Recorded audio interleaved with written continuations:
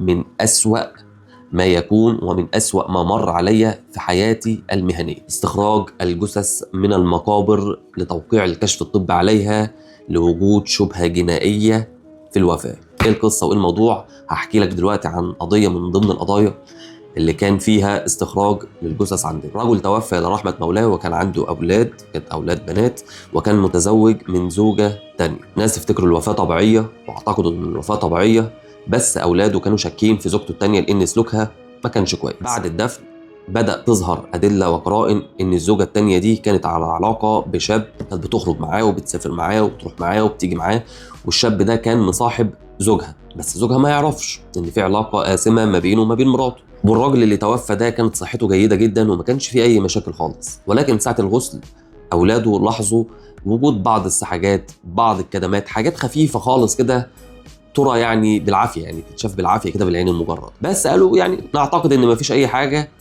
ودفنوا. بس بعد ما دفنوا اكتشفوا أدلة كتيرة جدا إن الزوجة التانية كانت على علاقة بشاب، وإن هم خرجوا من البيت ورجعوا تاني البيت، وبعد ما رجعوا من البيت كان معاهم شوال وطلعوا الشوال، والشخص ده كان مع الزوجة ونزل.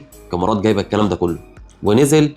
وبعد ما نزل تاني يوم الزوجة دي قالت لأولاده الحقوا أبوكم مات مرة واحدة، تفاجئوا. بس بعد الدفن بدأت الأدلة والفيديوهات وأقوال الشهود وناس كتير جدا تضغط عليهم إن الوفاة دي ما كانتش طبيعية، الموضوع ما كانش طبيعي تماما. وكلونا في هذا الأمر، بس بعد ما تأكدنا منهم ومن أقوالهم، انتوا متأكدين إن انتوا عايزين تطلعوا الجثة؟ متأكدين؟ لأن أنا عارف اللي بيحصل في الموضوع ده إيه، وعارف إن الموقف مهيب صعب، مش أي حد يقدر يتحمله. توجهنا للنيابة